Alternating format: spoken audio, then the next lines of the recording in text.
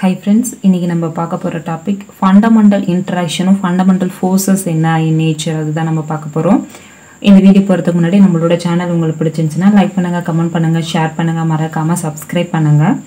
So first interactions என்னன்னு சொல்றேன். அதுக்கு அப்புறம் ஒவ்வொரு ஃபோர்சஸ் என்ன, எல்லா ஃபோர்சஸும் எல்லா ஃபண்டமெண்டல் ஃபோர்சஸும் நேச்சர்ல இப்படி இருக்கு அப்படின்றத நான் சொல்றேன். சோ இப்போ உங்களுக்கு நான் ஒரு டேபுலேஷன் மாதிரி போட்டுருக்கேன். இந்த டேபுலேஷன் மாதிரி போட்டு கம்பேர் பண்ணலாம். First பாத்தீங்கன்னா இன்டராக்ஷன் வந்து பாத்தீங்கன்னா மொத்தம் 4 இன்டராக்ஷன் இருக்கு. ஸ்ட்ராங் இன்டராக்ஷன் இருக்கு, எலக்ட்ரோமேக்னெட்டிக் இன்டராக்ஷன் இருக்கு, வீக் இன்டராக்ஷன் இருக்கு, கிராவிடேஷனல் இன்டராக்ஷன்ஸ் இருக்கு.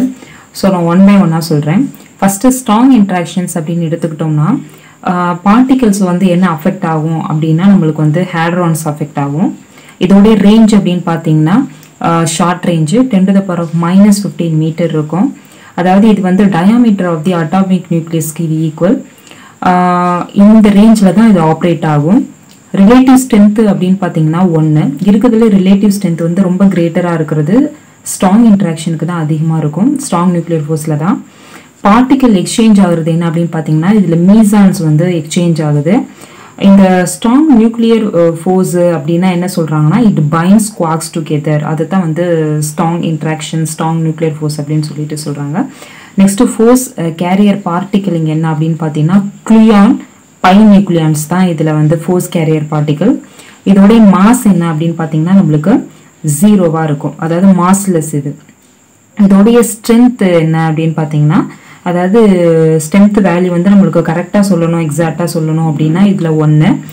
எஃபெக்ட் அப்படின்னு பார்த்தீங்கன்னா இதில் 3 கலர்ஸ் வந்து combine to make neutral combinations, அதான் இதோட எஃபெக்ட். அடுத்தது அசோசியேட்டட் ப்ராப்பர்ட்டி என்ன அப்படின்னா கலர் சேஞ்ச் ஆகிறது, கலர் சார்ஜ் தான் இதோட அசோசியேட்டட் ப்ராப்பர்ட்டி. அடுத்தது மீடியேட்டர் என்ன, இதில் மீடியேட்டர் என்ன நம்ம ஸ்ட்ராங்ல அப்படின்னு பார்த்தீங்கன்னா குளுயான்ஸ் அப்படின்றதா இது மீடியேட்டராக இருக்கு. அடுத்தது ரிலேட்டிவ் இன்டென்சிட்டி என்ன அப்படின்னு பார்க்கும்போது நம்மளுக்கு 10⁻41 இருக்குது. ஸ்ட்ராங்கில் வந்து 10⁻41 இருக்கு. இதில் என்ன தியரி பேசிக்காக இன்வால்வ் ஆகுது அப்படின்னா QCD தியரி தான் ஸ்ட்ராங்கில் இன்வால்வ் ஆகுது. அடுத்தது இதே மாதிரி நம்ம எலக்ட்ரோமேக்னெட்டிக் இன்ட்ராக்ஷன்ஸில் பார்த்தோம் அப்படின்னா ஃபர்ஸ்ட் பார்ட்டிகல்ஸ் அஃபெக்ட் ஆகிறது வந்து சார்ஜ்டு பார்ட்டிகல்ஸ். அதுக்கப்புறம் ரேஞ்சுன்னு பார்த்தீங்கன்னா இன்ஃபைனட் ரேஞ்சாக இருக்குது. அதுக்கப்புறம் இன்னொரு பாயிண்ட் சொல்லணும் அப்படின்னா இதில் வந்து ரேஞ்ச் வந்து 10⁻⁻15 மீட்டர் சொன்னேன்ல, இதில் வந்து இது ஷார்ட் ரேஞ்ச் போர்ஸ்ன்னு சொல்லியிருக்கேன். இது இல்லாமல் இதில் இன்க்ரீஸ் ஆகும், இன்க்ரீஸிங் அதே மாதிரி directly proportional to R increase ஆனால் நம்மளுக்கு இந்த இடத்துல ஸ்ட்ராங் நியூக்ளியர் ஃபோர்ஸும் அதாவது இன்ட்ராக்ஷனும் நம்மளுக்கு என்ன இருக்குன்னா அதிகமாக இருக்குது அப்படின்னு அர்த்தம். ஸோ இன்க்ரீஸிங் அதே மாதிரி directly proportional to R increase ஆனால் இதுவும் இன்க்ரீஸ் ஆகும் அப்படின்றத பார்த்துக்கணும். இதில் வந்து inversely proportional to square of ஆராக இருக்கும், இன்ஃபைனட்டாக இருக்கும், inversely proportional to square of ஆராக இருக்கும். அப்போ வந்து இன்வெர்ஸ்லி ப்ரொபோர்ஷனலாக இருக்கிறதுனால இது வந்து டிக்ரீஸ் ஆகும். இது ஒரு பாயிண்ட் பார்த்துக்கணும். இதில் ரிலேட்டிவ் ஸ்ட்ரென்த்னு பார்த்தீங்கன்னா 10⁻⁻2. இதை கம்பேர் பண்ணும்போது இதுக்கு வந்து குறையும் ரிலேட்டிவ் ஸ்ட்ரென்த்து. அடுத்தது பார்ட்டிகல்ஸ் என்ன எக்ஸ்சேஞ்ச் ஆகுது அப்படின்னு பார்த்தீங்கன்னா போட்டான்ஸ் தான் இதில் எக்ஸ்சேஞ்ச் ஆகிற பார்ட்டிக்கல். இது வந்து எலக்ட்ரோமேக்னெட்டிக் ஃபோர்ஸ் அப்படின்னா it's acts between electrically charged particles. அதனால தான் இது எலக்ட்ரோமேக்னெட்டிக் ஃபோர்ஸ்ன்னு சொல்கிறோம், எலக்ட்ரோமேக்னெட்டிக் இன்ட்ராக்ஷன் சொல்கிறோம். அடுத்தது இதில் ஃபோர்ஸ் கேரியர் பார்ட்டிகல் என்ன அப்படின்னா காமா, அதாவது ஃபோட்டான் தான் கேரியர் பார்ட்டிகல். இதோட மாஸ்ன்னு பார்த்தீங்கன்னா 0, அதாவது மாஸ்லெஸ். இதோட ஸ்பின் வந்து பார்த்தீங்கன்னா 1 இருக்கும். இது வந்து பார்த்தீங்கன்னா ரெண்டுமே இருக்காது. இது வந்து மாஸ் வந்து 0வா இருக்கும், இதில் ஸ்பின் வந்து 1 இருக்கும். ஸ்ட்ரென்த் வந்து இதில் எக்ஸாக்டாக பார்க்கும்போது 1/137 இருக்கும், 1/137 இருக்கும். அடுத்தது இதில் எஃபெக்ட் என்ன அப்படின்னு பார்க்கும்போது ஆப்போசிட்டாக இருந்தால் அட்ராக்ட் பண்ணும், லைக்காக இருந்தால் ரிப்பல் பண்ணும். ஸோ இது வந்து எஃபெக்ட். அசோசியேட்டட் ப்ராப்பர்ட்டி என்ன அப்படின்னா எலக்ட்ரிக் சார்ஜ் தான் இதில் அசோசியேட்டட் ப்ராப்பர்ட்டி. மீடியேட்டர்னு பார்த்தீங்கன்னா இதில் ஃபோட்டான்ஸ். ரிலேட்டிவ் இன்டென்சிட்டி அப்படின்னு பார்த்தீங்கன்னா 10⁻39. இதில் தியரி இன்வால்வ் ஆகுது அப்படின்னு பார்த்தீங்கன்னா QED தியரி இன்வால்வ் ஆகுது. அடுத்த இது வந்து பார்த்தீங்கன்னா வீக்கு. இந்த வீக்கில் பார்த்தீங்கன்னா பார்ட்டிகல்ஸ் அஃபெக்ட் ஆகிறது வந்து ஹேட்ரான்ஸும் லெப்டான்ஸும் அஃபெக்ட் ஆகும். அதே மாதிரி ரேஞ்சுன்னு பார்த்தீங்கன்னா 10⁻⁻17 மீட்டர். இது ஷார்ட் ரேஞ்ச் ஃபோர்ஸ். இது வந்து டிக்ரீஸ் ஆகும் இன்வெர்ஸ்லி ப்ரொபோர்ஷனல் டு ஆர். நம்ம இன்வெர்ஸ்லி ப்ரொபோர்ஷனல் டு ஆராக இருக்கு, இங்கே வந்து டிக்ரீஸ் ஆகும். இது நல்லா ஞாபகம் வச்சுக்கணும். அடுத்தது ரிலேட்டிவ் ஸ்ட்ரென்த் அப்படின்னு பார்த்தீங்கன்னா 10⁻⁻13. இது வந்து பார்ட்டிகல் எக்ஸ்சேஞ்ச் ஆகிறது என்ன அப்படின்னு பார்க்கும்போது இன்டர்மீடியட் போசான்ஸ் எக்ஸ்சேஞ்ச் ஆகுது. அதே மாதிரி it governs particle decay, beta decay, இது மாதிரி டிகேஸ் எல்லாமே இன்வால்வ் ஆகும். அடுத்தது இதில் வந்து ஃபோர்ஸ் கேரியர் பார்ட்டிகல் என்னன்னா W and Z தான் வந்து ஃபோர்ஸ் கேரியர் பார்ட்டிகல். இதில் W பார்த்தீங்கன்னா ப்ளஸ் மைனஸ் வரும், இசட்னு பார்த்தீங்கன்னா Z பவர் 0ன்னு வரும். இதில் வந்து மாஸ் ஆஃப் W அப்படின்னு பார்த்தீங்கன்னா 80, இசட்னு பார்த்தீங்கன்னா மாஸ் ஆஃப் Z வந்து பார்த்தீங்கன்னா 931 ஜிகா எலக்ட்ரான் வோல்டேஜ். இதோட ஸ்பின்னு பார்த்தீங்கன்னா நம்மளுக்கு வந்து 1 இருக்கும். அடுத்தது ஸ்ட்ரென்த் வேல்யூன்னு பார்த்தீங்கன்னா இதில் 10⁻⁻6 இருக்கும் நம்மளுக்கு கரெக்டாக. எஃபெக்ட்னு பார்த்தீங்கன்னா இது மாசிவ் பார்ட்டிக்கல், அதே மாதிரி decay to lower mass particle. Massive particle வந்து decay to lower mass particle. Massive அதிகமாக இருக்க பார்ட்டிக்கல் வந்து என்ன டிகே ஆகிட்டு நம்மளுக்கு லோயர் மாஸ் பார்ட்டிக்கல் கிரியேட் பண்ணுறது தான் இது. அசோசியேட்டட் ப்ராப்பர்ட்டின்னு பார்க்கும்போது இது வீக் சார்ஜ். அப்புறம் மீடியேட்டர்னு பார்த்தீங்கன்னா இதில் போசான்ஸ் தான் மீடியேட்டராக இருக்குது. அடுத்தது ரிலேட்டிவ் இன்டென்சிட்டின்னு பார்த்தீங்கன்னா 10⁻30. தியரின்னு பார்க்கும்போது GWS தியரி இதில் இன்வால்வ் ஆகுது. அடுத்தது வந்து பார்த்தீங்கன்னா கிராவிடேஷனலில் பார்ட்டிக்கல் அஃபெக்ட் ஆகிறது பார்த்தீங்கன்னா ஆல் பார்ட்டிக்கல் அஃபெக்ட் ஆகும்.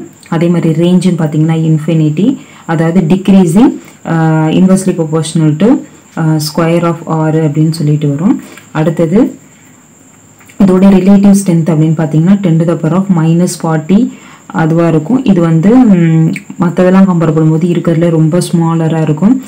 பார்ட்டிக்கல் எக்ஸ்சேஞ்ச் ஆகுறது என்ன அப்படின்னு பார்க்கும்போது இதில் கிராவிட்டான்ஸ் தான் எக்ஸ்சேஞ்ச் ஆகுது. அதே மாதிரி it acts between object with mass. அதுக்கப்புறம் இதில் வந்து ஃபோர்ஸ் கேரியர் என்ன பார்ட்டிக்கல் என்ன அப்படின்னு பார்த்தீங்கன்னா கிராவிட்டான். இது வந்து நாட் yet அப்சர்வ்டு. கிராவிட்டான்னு சொல்கிறாங்க, அது இன்ன வரைக்கும் அப்சர்வ் பண்ணலை. மாஸ் 0 இருக்குது, ஸ்பின் வந்து 2 இருக்குது. அப்புறம் ஸ்ட்ரென்த் வேல்யூன்னு பார்த்தீங்கன்னா கரெக்டாக 6 × 10⁻⁻39 இருக்குது. எஃபெக்ட்னு பார்க்கும்போது ஆல் மாசஸ் வந்து அட்ராக்ட் ஈச் அதர்.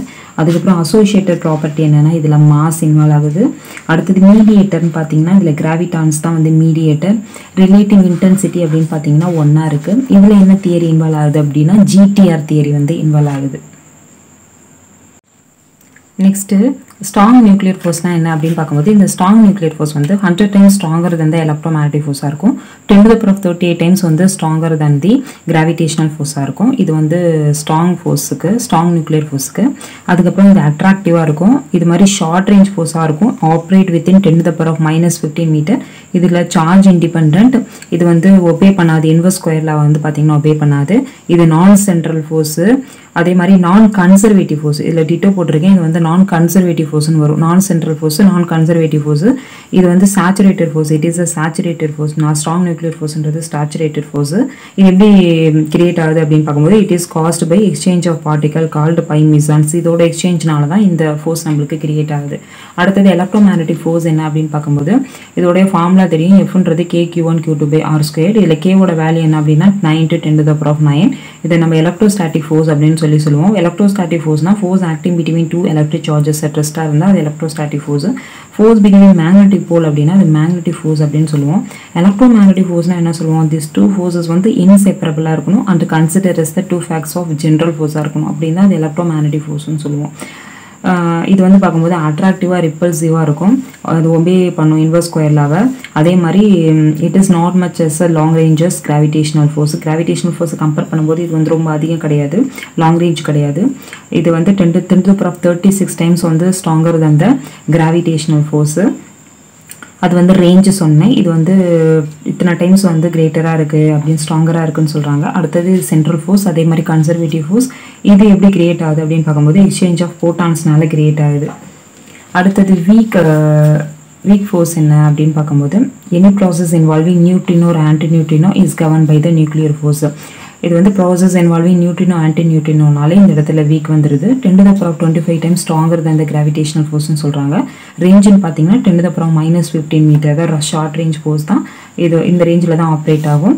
இது எதனால் கிரியேட் ஆகுது அப்படின்னு பார்க்கும்போது எக்ஸ்சேஞ்ச் ஆஃப் மாசிவ் வெக்டர் போசஸ்னால, இந்த பார்ட்டிகளோட எக்ஸ்சேஞ்சினால நம்மளுக்கு கிரியேட் ஆகுது. அப்புறம் கிராவிடேஷனல் ஃபோர்ஸ் அப்படின்னு பார்க்கும்போது நம்மளுக்கு ஆல்ரெடி தெரியும் ஃபார்முலா. எஃப்ன்றது Gm1m2/R² அப்படின்றது. ஜியோட வேல்யூ பார்த்தீங்கன்னா 6.678 10⁻−11 நியூட்டன் மீட்டர் ஸ்கொயர் kg/-2. இது வந்து யூனிவர்சல் அட்ராக்டிவ் ஃபோர்ஸ். இது ஒபே பண்ணும், இன்வெர்ஸ் ஸ்கொயரில் ஒபே பண்ணும். இது லாங் ரேஞ்ச் ஃபோர்ஸ் பார்த்தீங்கன்னா அதே மாதிரி இது வீக்கஸ்ட் ஃபோர்ஸ். இருக்கிறதுல ரொம்ப வீக்கஸ்ட் ஃபோர்ஸ் தான். இதில் வந்து இது வந்து சென்ட்ரல் ஃபோர்ஸ், கன்சர்வேட்டிவ் ஃபோர்ஸ்னு சொல்லலாம். இது எதனால கிரியேட் ஆகுது அப்படின்னு பார்க்கும்போது எக்ஸ்சேஞ்ச் ஆஃப் பார்ட்டிகல்ஸ் கால்டு கிராவிட்டான்ஸ். இந்த பார்ட்டிகல் எக்ஸ்சேஞ்ச் ஆகிறதுனால தான், அதாவது எக்ஸ்சேஞ்ச் ஆஃப் பார்ட்டிகல்ஸ் கால்டு கிராவிட்டான்ஸ்னால தான் நம்ம என்ன சொல்கிறோம்னா அது கிராவிடேஷனல் ஃபோர்ஸ் கிரியேட் ஆகுது. அப்படின்னு சொல்லிட்டு சொல்கிறோம். ஸோ ஃபார் நம்ம என்ன பார்த்துருக்கோம் அப்படின்னா ஃபண்டமெண்டல் ஃபோர்ஸஸ் இன் நேச்சர் என்னன்னு பார்த்துருக்கோம், அதோட இன்ட்ராக்ஷன்ஸ் என்ன, அதோட வேல்யூஸ் என்ன அப்படின்னு சொல்லி பார்த்துருக்கோம். இந்த வீடியோ உங்களுக்கு பிடிச்சிருந்துச்சுன்னா லைக் பண்ணுங்கள், கமெண்ட் பண்ணுங்கள், ஷேர் பண்ணுங்கள், மறக்காமல் சப்ஸ்கிரைப் பண்ணுங்கள். தேங்க்யூ.